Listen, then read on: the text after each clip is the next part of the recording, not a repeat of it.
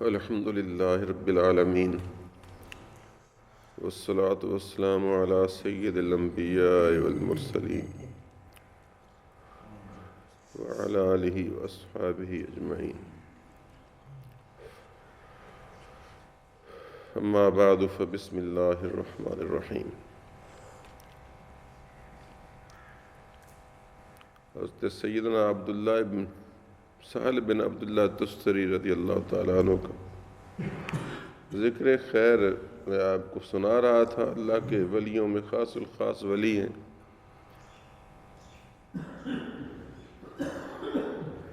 فارس کے شہر تستر میں پیدا ہوئے، وہاں رہے، مکہ معظمہ بھی گئے اور اس زمانے میں پیدل جاتے تھے. زیادہ سفر ہوتا بھی کم تھا اور یہ اللہ والے اللہ کے توکل پر لیتے بھی کم تھے. لیکن یہ نہیں تھا کہ زیادہ سفر نہ لیں اور پھر مانگتے پھرے.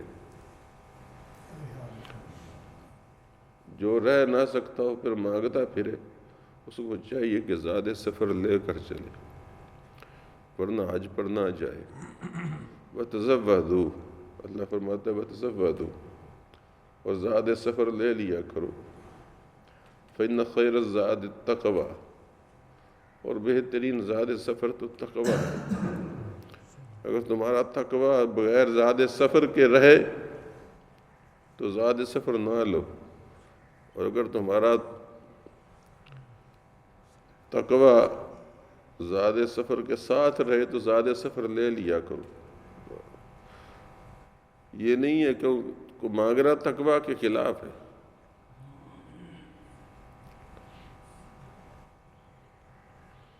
تو آپ نے اس دور میں سفر کیا جب تقوی زیادہ سفر تھا اور مہینوں کے سالوں کے فاصلے طے کرنے پڑتے تھے. فرماتے ہیں کہ مجھے راستے میں ایک دن نفس نے مجبور کیا کہ مچھلی اور روٹی کھلا مجھ کو. میری ساری عمر بیت گئی، تو نے مجھے مچھلی روٹی نہیں کھلائی.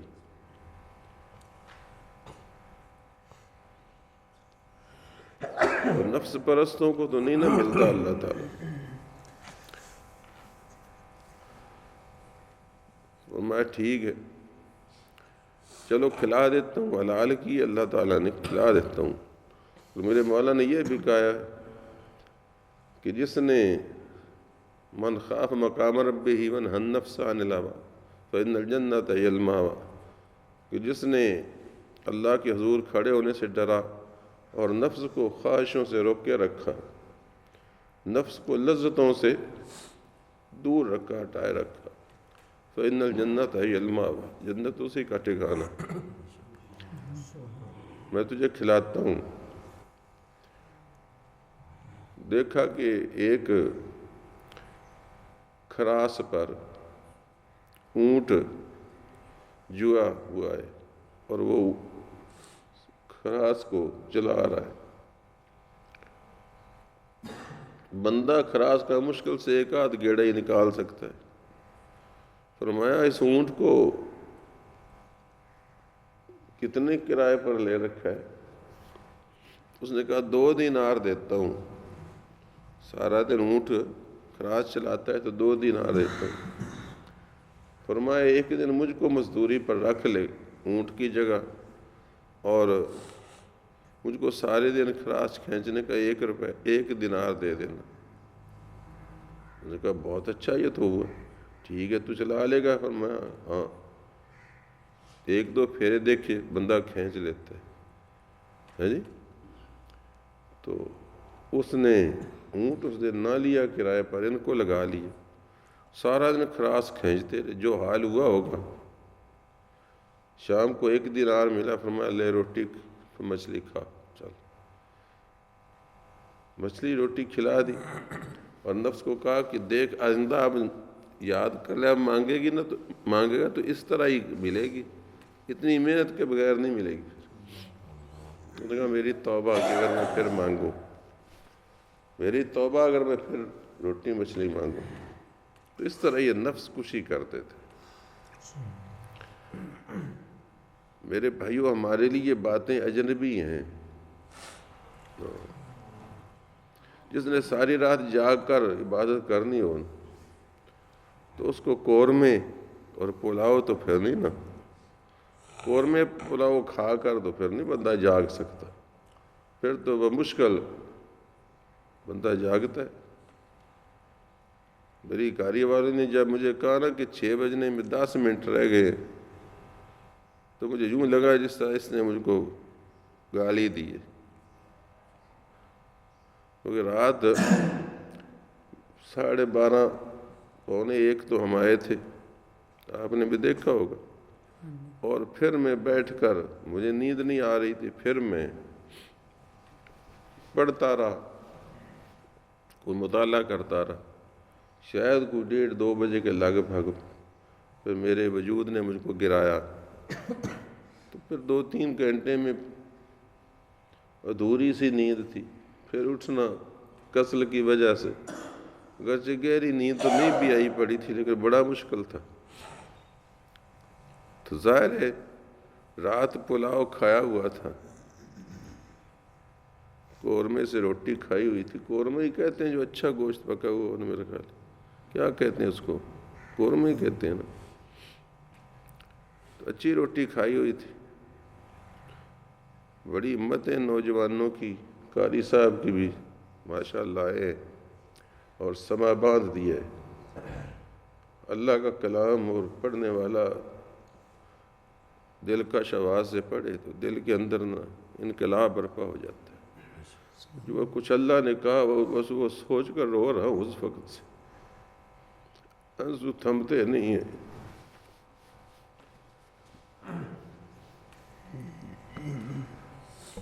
درد مند دل ہو اور درد کی بات،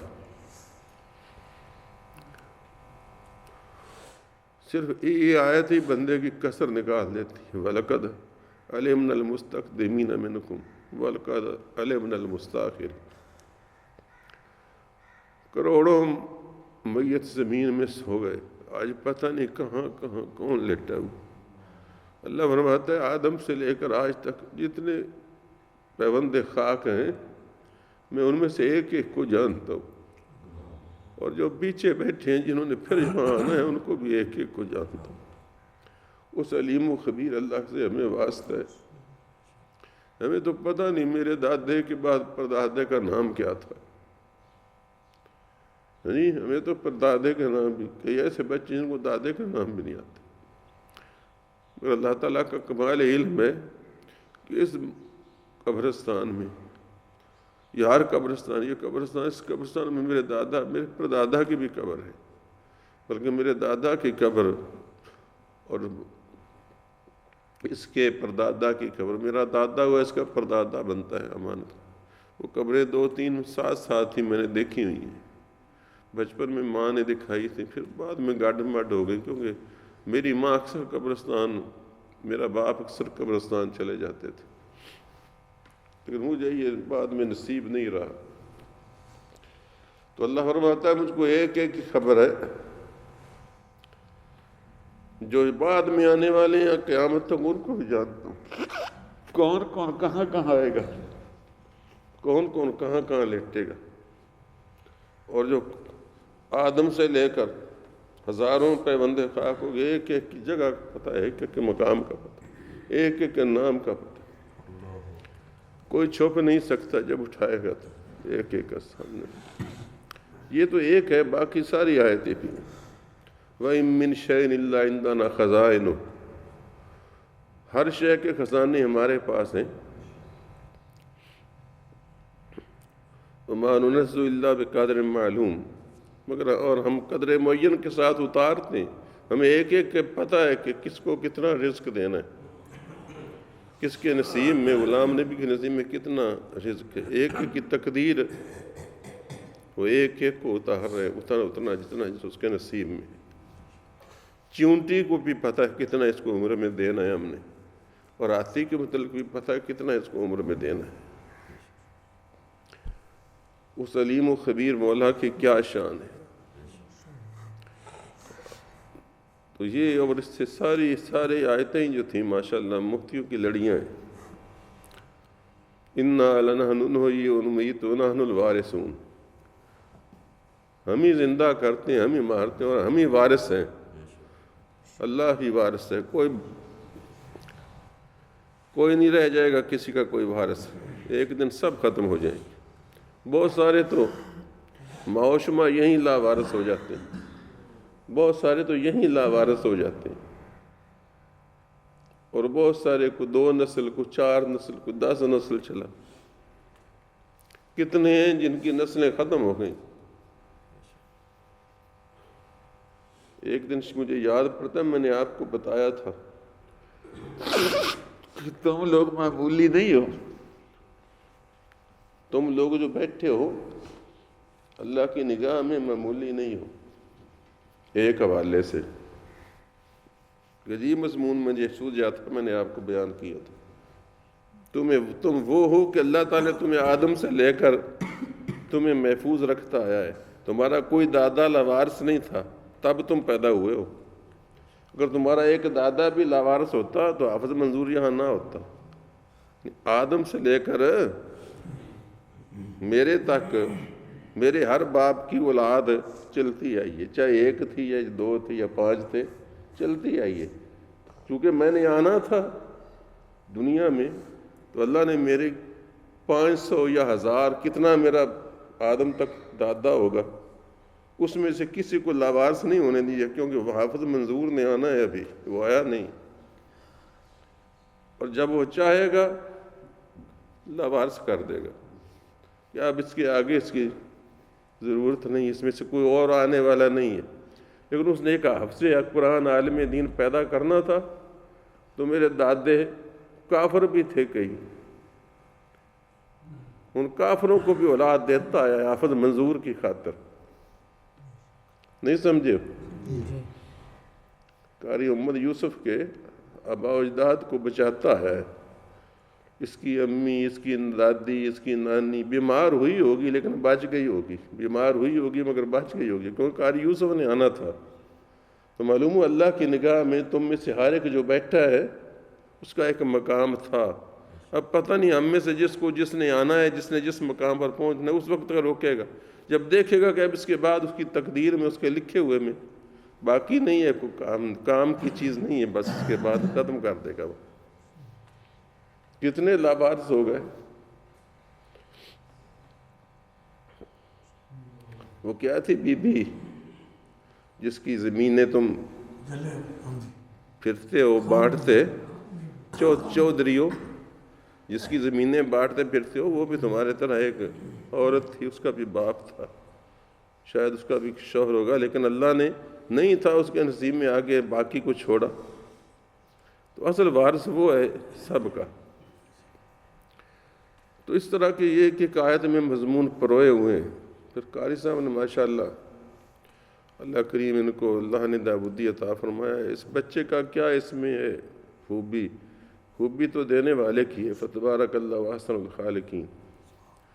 برکت والی ہے وہ ذات جڑا سونے تو سونے پیدا کر دے. سونے تو سونے پیدا کر دے، شکلاں دے سونے، آوازاں دے سونے. تو اللہ کریم کی محبت بندے کے دل میں ٹھاٹھ مارنے لگتی ہے، سمجھے. اور یہ محبت کی علامت ہے. آپ کو کہا تھا نا مجھے اللہ سے پیار آتا ہے، پیار کی وجہ سے رونا آتا ہے. ڈر نہیں لگتا، پیار آتا ہے. پتہ نہیں ڈر کیوں نہیں لگتا، ڈر لگنا چاہیے. اصل میں میرے دل سے یہ بات جاتی نہیں کہ اللہ ارحم الراحمین ہے، وہ پیار کرے گا، اپنی مخلوق سے پیار کرتا ہے. اور پیار کرنے والا جو ہوتا ہے نا، جب بھی پالے ہوئے جڑا بے نو اس کو ابا نہیں مارتا، چاہے کتنا بھی قصور ہو. اس وجہ سے اللہ کے دروازے پر محبت سے گرے رہا کرو. سمجھو نا. ہو سکتا ہے کسی کو ڈر بھی فائدہ دیتا ہو. اگر بیکار آدمی ہو تو ڈرنا بھی چاہیے. ڈر کر بھی ویسے نہ کرنے سے تو ڈر کر کرنا بہتر ہے. لیکن اگر اللہ محبت نصیب کرے تو محبین کا مقام بڑا اونچا ہے. بہرحال تو یہ نفس کو اس طرح مارا کہ اس کو کہا تجھ کو مچھلی روٹی تب کھلاؤں گا، سارا دن کراس گیڑ۔ اس طرح آپ نے ان کو سفر کیا۔ پھر وہاں ذوالنون مصری سے رضی اللہ تعالیٰ عنہ سے بیعت کی اور ان سے خوب فیض و فیوزات پائے۔ اللہ کی محبت اس طرح رگ و پے میں سرایت ہو گئی۔ اور یہ تو میں نے آپ کو بتایا ہی تھا غالباً کہ آپ انہی کے متعلق بتایا تھا نا کہ بچپن میں ہی برگزیدہ تھے، بچپن میں ہی برگزیدہ تھے، جن کو عہد الست بھی یاد تھا۔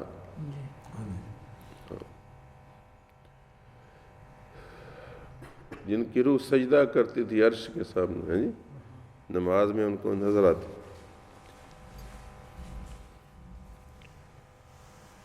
تو ذوالنون مصری پھر شیخ اپنے سے عقیدت کا حال بھی میں نے غالباً بتایا ہے کہ تستر میں تھے، وہ مصر میں تھے، تکیہ نہیں لگاتے تھے۔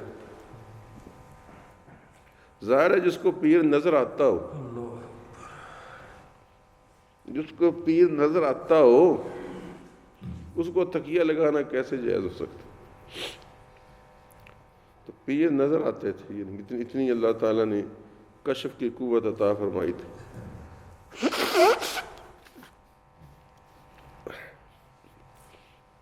یہ آنسوں کے پتہ نہیں راستے ملتے ہیں، ناک کے اور آنکھوں کا راستہ ملتا ہے کہ جب آنکھوں سے آنسو چلے تو ناک سے بھی پانی آتا ہے، ہوتا تو پانی ہی ہے۔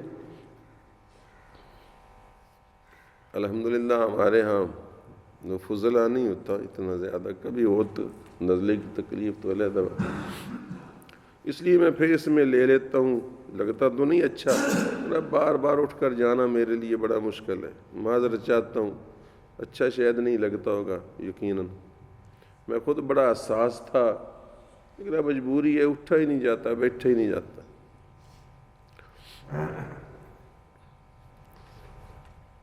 تو میرے بھائیوں، شیخ کو دیکھتے تھے اور آپ نے نا وہ نہیں کی،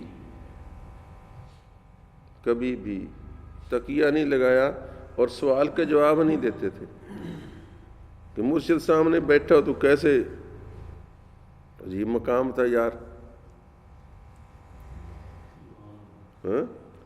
ایک دن تکیہ لگا لیا اور لوگوں کے سوالوں کا جواب دینے لگے۔ کسی نے کہا جی حضرت یہ آج کیا خلاف معمول آپ نے کیا ہے کہ تکیہ لگائے بیٹھے ہیں اور سوالوں کا جواب؟ فرمایا بھائی شیخ کے سامنے تو یہ سب تکیے لگانے اور اس کی موجودگی میں جواب دینا تو اچھے نہیں نا، ادب کے خلاف ہوتے۔ پتہ نہیں کیا کہا انہوں نے شیخ کے سامنے۔ خیر انہوں نے نوٹ کیا، بعد میں پتہ چلا کہ اسی دن ذوالنون مصری مصر میں فوت ہوئے تھے، اور اس وقت فوت ہو گئے۔ اور یہ فرق ہوتا ہے۔ میں قسمیہ کہتا ہوں حضرت صاحب کی زندگی میں میں تعویذ دیتا تھا تو اس میں اثر اتنا نہیں ہوتا تھا، کیونکہ انہوں نے حکم دیا ہوا تھا، اور جو کبھی دعا کرتا تھا کہتا تھا تو وہ اس طرح نہیں ہوتا، لیکن ان کے بعد ایسے لگتا ہے جیسے کوئی اچانک، یعنی جس طرح وہ بیلنس شفٹ ہوتا ہے نا، اس طرح کوئی شفٹ ہوئی یہ چیز۔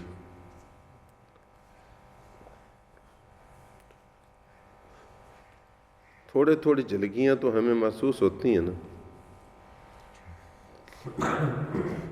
اب تو بالکل کئی مرتبہ خلاف توقع، اب کیا باتیں انہیں بتائی جائے، کوئی بات ایسے اتفاق نہیں لگتا ہے منہ سے نکلتی ہے،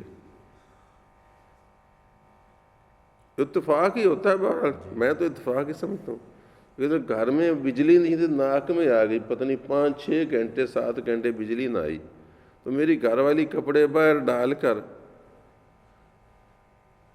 اور کچھ میری بھی اس میں چیزیں تھیں ایک دو دھونے والی، اس کے بغیر میرے لیے ذرا باہر آنا مشکل ہو رہا تھا کہ وہ ہو تو میں ہوتی ہے نا کچھ یہ رومال یہ ٹوپی بند، تو 2 بج گئے تقریباً۔ 2 کے لگ بھگ ہو گئے. 11 بجے آتی تھی، 12 بجے بھی گزر گئے تو کئی گزرے. انہوں نے کہا جی 5-6 گھنٹے نہیں آنی. ایسے ہنسی کی بات سنا رہا ہوں، یہ کوئی کرامت نہیں سنا رہا. تو کہنے لگی دعا کرو بجلی آ جائے، میں تھوڑے ٹوپی تے فلانی شاہی 2 دن دی. بس میں نے جس طرح بندہ شرارت کہہ لیجیے یا جس طرح اس کو ہنسانے کے لیے، میں نے کہا اے اللہ اگر تیری بارگاہ میں میرا کوئی بھی مقام ہے تو بجلی بھیج. میں نے بھی ہنسی میں کہہ دیا اے اللہ اگر تیری بارگاہ میں میرا کوئی مقام ہے تو بجلی بھیج. میں نے بھیج کہا تو بجلی آ گئی، اسی وقت بجلی آ گئی. اب وہ ہنسی چلی کہ پتہ نہیں تسی لے کے بیٹھے سو، تسی ٹوئی سیکھتے سارے شہر دی نقد کیتی تساں. تو میرا مطلب کہ بعض اوقات یہ ایک نہیں کئی بار چیزیں ہوں تو پھر بندہ حیران ہوتا ہے نا، جو کسی کے لیے منہ میں نکل جانا. جس طرح کل پرسوں میں کہہ بیٹھا تھا اس کو کہ جب بیٹھ جائے اگر دودھ تیرا نہ زیادہ ہو تو پھر مجھے پکڑ لینا. تو وہ ایسے بس ہنسی میں ہی کہہ دیا نا، لیکن ایسا ہوتا ہے، بارہا ہو جاتا ہے. یہ 1-2 مرتبہ ہو تو پھر تو بندہ کہتا ہے شاید اتفاق ہی ہوا ہے. سینکڑوں مرتبہ ہوتا ہے تو پھر بعض اوقات بندہ حیران ہوتا ہے کہ پہلے نہیں تھا. حضرت صاحب سمجھ کے بزرگوں کے پردہ فرمانے کے بعد خلفاء کو کچھ چیز جاتی ضرور ہے ویسے یہ. تو جب معمولی سی ہمارے جیسے بیکار لوگوں کو جاتی ہے تو جو اتنی پائے کے لوگ ہوں ان کو پتہ نہیں کتنی منتقل ہوتی ہوگی. تو وہ فرمانے لگے پوچھو جو پوچھنا ہے. جی تو انہوں نے کہا جناب کہ یہ کیا ہے آج؟ فرمایا کہ بس شیخ کے سامنے تو کچھ نہیں نہ کہا جا سکتا. اور اس کا مطلب حوصلہ بھی تھا، ورنہ اس نے رونے لگتے. اس کا مطلب کہ اللہ کے فیصلوں پر اس طرح خوش بھی ہیں کہ بس اب وہ پہنچ گئے، دوست کے پاس پہنچ گئے تو خوش ہونا چاہیے کہ پتہ چلے ارشاد صاحب جناب مکے پہنچ چکے تو مجھے رونے کی کیا ضرورت ہے. میں کہوں گا ماشاء اللہ سبحان اللہ مبارک ہو کہ نہیں بھائی. تو یہ ایک پہلو یہ بھی ہے، کبھی رویا بھی جاتا ہے، اپنا اس طرف دھیان ہو تو رونا بھی آتا ہے. ہر اللہ والوں کی واردات عجیب و غریب ہیں. ہر فیلڈ میں واردات عجیب و غریب ہوتی ہیں. جو دکانداری کرتا ہے اس کو دکانداری میں بڑے بڑے تجربے ہوتے ہیں نا. جو عمارتیں تعمیر کرتا ہو، کیوں غلام نبی ان کو عمارتوں کی تعمیر میں بڑے بڑے تجربے ہوتے ہیں. ہو سکتا ہے کبھی تعمیر کرتے ہوئے کوئی دیوار پرانی ہندوؤں کی گروائی ہو تو ڈولی وہاں سونے کی نکل آئی ہو. ہاں جی کہتے ہیں شہر میں ایسا ہوا ہے. بعض جو 9 دولتی ہیں ان کا ایسا ہوا ہے. ہمارے پرانے گھر میں ایک مرتبہ ہندو آئے تھے ادھر سے، تو وہ ایک مکان سا تھا تو اس میں سارا انہوں نے ایک دیوار بھی اور ساری کھیڑ ڈالی، اس میں وہ نکلی نہ. پتہ نہیں کہ ہم سے پہلے نکال لے گیا، ان کو تو اندازہ تھا، اس میں تو نہ نکلی. پھر انہوں نے وہ جا کر ہماری یہ دکان جو ہے جہاں ریڈیو سروس والی، اس کے پیچھے ایک خطہ سا تھا، اس کی زمین کھودنی شروع کی. 2-2 4-4 فٹ تقریباً ایک کونا ہی رہ گیا. پتہ نہیں وہ مر گیا تھا جس نے، جو ان کا اصل تھا نا دبانے والا. تو انہوں نے پھر ایک کرنے لگے چلو یار یہاں بھی دیکھ ہی لو، بس یہ یہاں دیکھ ہی لو. 2 ٹپے مارے نہیں تھے کہ ایڈا سارا ڈوڑا نکلیا سی سونے دا پریا. میں بچہ تھا تو دل میں میرے آیا تھا کھانا خراب ہے بھول ہی جاویں آئی یہ تھوڑا جہا مجھے اتنے ضرور مارنا سی. ساری جو کھر لئی نہیں لبے. میں نے دل میں ایسے بس فسا سا آیا ہی ہوگا شاید، یاد پڑتا تھوڑا سا آیا تھا. دیکھو یہ وقت اتنے ضروری نہیں پھٹنا تھا. حالانکہ وہ نہ کھودتا تو کون سا ہم نے کھودنا تھا، ہمیں کیا پتا تھا. ایسی پور نہیں ہے ملک. تو میرا مطلب ہنسی میں کہہ رہا ہو سکتا ہے کسی نے نئے نئے تجربے تعمیرات میں کیے ہوں. تو اللہ تبارک و تعالیٰ جس طرح ہر بندہ ہر فیلڈ میں نئے نئے تجربے کرتا ہے، کیونکہ آپ نے اسٹیشن کی سروس میں پتہ نہیں نئے نئے تجربے کیے ہوں گے اچھے برے. تو اسی طریقے سے اللہ والوں کے اللہ کی راہ میں بڑے بڑے تجربے ہوتے ہیں.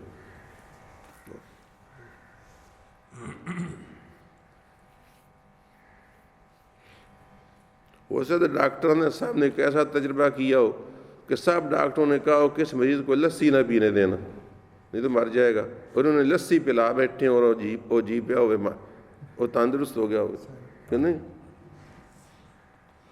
ایسے الٹے پلٹے تجربے بھی ہوتے رہتے ہیں. تو ان کو یہ تجربہ کیسا تھا. پھر میں یہی بات نہیں کر، میں تو مزے والی بات اگلی جو مجھے آ رہی تھی ذہن میں نکل گئی. ہاں، ان کی ذوالنون مصری رضی اللہ تعالیٰ عنہ کی زندگی میں ایک دفعہ ایسا بھی ہوا کہ آپ کے پاؤں کی جو انگلیاں تھیں نا، ان کو شدید درد لاحق ہو گیا. وہ آپ نے باندھ لی، 4 مہینے تک بند ہی رکھی، درد ہوتا تھا. تو کوئی پوچھتا جی کیا ہوا، تو فرماتے بس درد ہوتا ہے. کیوں ہوا نہیں بتاتے تھے، درد ہو رہا ہے. اتفاق سے انہوں کا کوئی عقیدت مند، کوئی مرید کہہ لیجئے، دادا پیر کو ملنے مصر بھی گیا. میں دادا میر پیر کی بھی زیارت کر رہا ہوں. وہاں گیا تو دیکھا ان کی بھی 4 انگلیاں بندھی ہوئی ہیں. ان کی بھی 4 انگلیاں بندھی ہوئی ہیں. انہیں پوچھا جی حضور یہاں کیا ہے؟ فرمایا 4 مہینے ہو گئے درد نہیں جاتی ان انگلیوں کی. اس نے کہا حضور وہ جو سہل بن عبداللہ کے بھی 4 انگلیوں کو درد ہے اور وہ بھی 4 مہینے سے ہی درد ہے، وہ بھی نہیں جاتی. تو وہ مسکرائے اور فرمایا یہ درد سہل بن عبداللہ کو ہی ہو سکتی ہے اور اسے ہی پتہ چل سکتا ہے، اور کسی کو کیا پتہ چل سکے. نہیں سمجھے؟ فرمایا یہ سہل بن عبداللہ کو درد ہو سکتی ہے، اسے ہی پتہ چل سکتا ہے، اور میرے کسی مرید کو اس پائے کا نہیں ہے کہ اس کو سینکڑوں میل دور پتہ بھی چل جائے کہ مرشد کے آج پاؤں کو درد شروع ہو گیا ہے، اور اس کو اتنی محبتوں کے ساتھ اس کو بھی درد شروع ہو جائے. اس کا مطلب کہ اتنی روحانی یگانگت تھی. اور عشق میں یہ ہوتا ہے، عشق میں یہ ہوتا ہے، مجازی میں بھی ہوتا ہے. حقیقی تو کہاں ہے، مجازی میں ہوتا ہے. میں نے یہ شعر العجم میں واقعہ پڑھا کہ امیر خسرو دہلوی اور حسن دہلوی کا عشق تھا، آپس میں محبت بڑی شدید تھی. دونوں خواجہ نظام الدین محبوب الہی کے مرید ہیں. اور حسن دہلوی تو وہی ہے جن کی کتاب میں نے سنائی آپ کو، فوائد الفؤاد، انہی کے لکھے ہوئے ہیں. تو امیر خسرو اور حسن دہلوی کو محبت ہی محبت. بچہ تھا حسن، بچہ تھا، چھوٹی عمر کا تھا ابھی، اور امیر خسرو بادشاہ کے دبیر تھے، وزیر تھے. تو لوگ باتیں بناتے تھے، کیونکہ لوگوں کو تو باتیں چاہیے، ہر کوئی اپنے اوپر ہی قیاس کرتا ہے دوسروں کی محبت کو. تو وہ باتیں بناتے تھے، لیکن محبت بڑی شدید تھی. حسن خسرو کے بغیر نہیں رہ سکتے تھے. حسن بھی بہت اچھے شاعر اور ادیب ہیں، اور وہ ان کو دیکھے بغیر نہیں رہتے تھے. تو بادشاہ کو کسی نے شکایت پہنچائی کہ تیرا جو دبیر وزیر ہے نا، وہ ایک لڑکے پر عاشق ہے. یہ حال ہے آج کل صوفیوں کا، عالم و فاضلوں کا. تو سارے عالم فاضل یکساں تو نہیں نہ ہوتے. گناہ گناہ ہے، اور محبت محبت ہے. محبت گناہ تو نہیں نہ ہے. پاک باز لوگوں کی محبت گناہ نہیں ہوتی، لیکن پاک بازی کا دعویٰ کرنا آسان ہے، اس پر معیار پر پورا اترنا بڑا مشکل. اس وجہ سے کہتے ہیں نا عشق مجازی عین عبادت پر کم نہیں بے سوجت دا. صوفی غلام حسین صاحب گوجروی کے منہ سے میں نے یہ مصرع سنا ہوا، یہ ان کی امانت ہے. بے سمجھا دا کام نہیں گا، ویسے یہ بھی عبادت ہے. جب آواز میں سے اللہ کی شان نظر آئے، کیوں جی وہ کب سے میری حالت بدلی ہوئی ہے. قاری صاحب تو چلے گئے ماشاءاللہ، کسی بیچارے جاگے ہوئے تھے رات کے، تو وہ تو چلے گئے، بچہ جو ہوا. تو میرا مطلب ہے کہ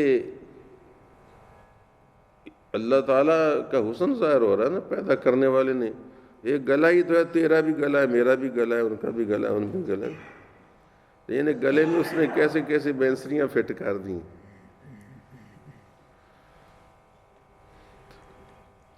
تو اللہ تبارک و تعالیٰ کے منظر نظر آتے. تو خسرو کے بارے میں کسی نے بات چیت کی، تو وہ شہزادہ جو تھا محمد کوئی نام تھا، محمد اس میں آتا تھا، دہلی کا کیقباد یا کیا اس طرح کا نام تھا. تو اس نے اس کو خسرو کو تو نہ روکا کہ معزز تھے اور بڑے تھے، اور حسن کو روکا کہ خبردار تو نہ آیا جائے کر. ہے جی، لیکن اس کو بھی محبت تھی. سعادت مند بچوں کو استادوں سے، خوبیوں والے لوگوں سے محبت ہوتی ہے، تو وہ حاضر ہوتے تھے. تو اس کو پھر دوبارہ رپورٹ ملی، تو امیر خسرو کی عدم موجودگی میں اس نے ان کے ہاتھ پر کوڑے مروائے، حسن دہلوی کے ہاتھ پر کوڑے مروائے. یہ شعر العجم شبلی نعمانی نے واقعہ لکھا ہے، آپ کے مزے کے لیے لکھ دے رہا ہوں، آپ کو ہر طرح کی کا تحفہ دیتا ہوں. تو ان کے ہاتھ پر کوڑے مرائے، ڈنڈے مروائے. ظاہر سوٹیاں ماری ہیں تو نشان پڑ جاتے ہیں درد سے. تو بچے تھا، وہ مار کر 2 4 5 10 سوٹیاں کھا کر چلا گیا. تو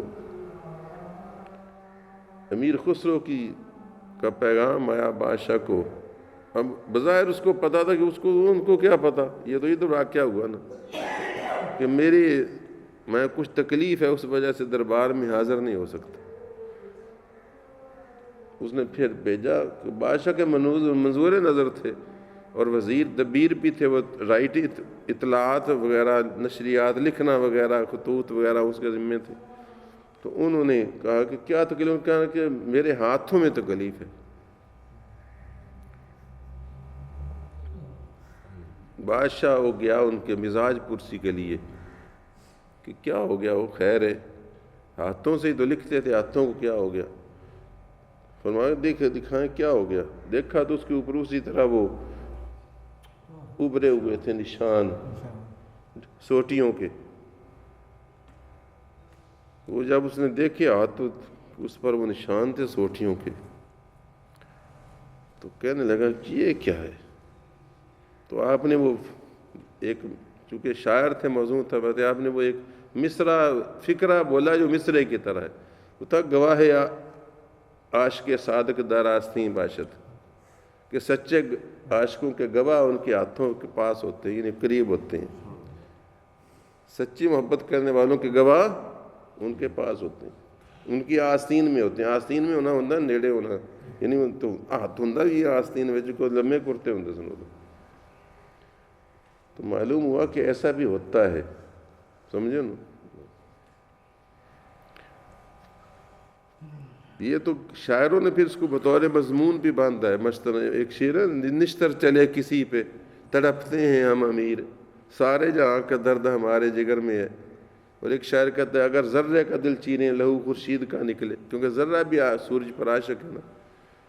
تو عاشق و معشوق کے اندر ایک اللہ تعالیٰ نے غیبی ربط اور تعلق رکھا ہوتا ہے. اگر وہ عشق انتہا کو پہنچے تو یہ کیفیت ہو جاتی ہے، سمجھو. ادھر مصر میں وہ فوت ہوئے ہیں، ادھر سہل بن عبداللہ کو پتہ ہے، ادھر ان کو درد ہوئی ہے 4 انگلیوں میں، ادھر 4 انگلیوں میں درد شروع ہو رہا ہے. تو انہوں نے فرمایا کہ ہاں بھائی، اس نے سہل بن عبداللہ کے سوا کسے خبر ہو سکتی ہے اس درد کی، اور کون اس طرح کی پیروی کر سکتا ہے؟ یہ اسی کا کام ہے. تو اس اللہ کے بندے کی میں باتیں سنا رہا ہوں. باتیں تو بڑی ہیں، انشاءاللہ کل کو کراماتیں سناؤں گا. آج باتیں سنائی ہیں تو کچھ کراماتیں بھی سناؤں گا، تاکہ آپ کو اللہ کے پیاروں کے ساتھ عقیدت پیدا ہو اور آپ کے دل میں جذبہ ہو کہ ہم بھی کوئی پونی قطعی ہے. تھوڑی بہت جتنی کرتے جاؤ گے انشاءاللہ پھل پاتے جاؤ گے. ویسے ہم، آپ کو پتہ ہے نا، ہم ہرج مرج کے دور میں پیدا ہوئے. اب تو نہ رزق حلال اور نہ ہمارا ہی کوئی حال ہے. ہم بھی بدحال ہیں، ہمارا رزق بھی حلال نہیں. تو ہمارے ہاں خوشحالی کیسے آئے گی؟ واللہ المستعان علی ما تصفون. اللہم صلی وسلم وبارک علی سیدنا و مولانا محمد و علی سیدنا و مولانا محمد کما تحب و ترضی.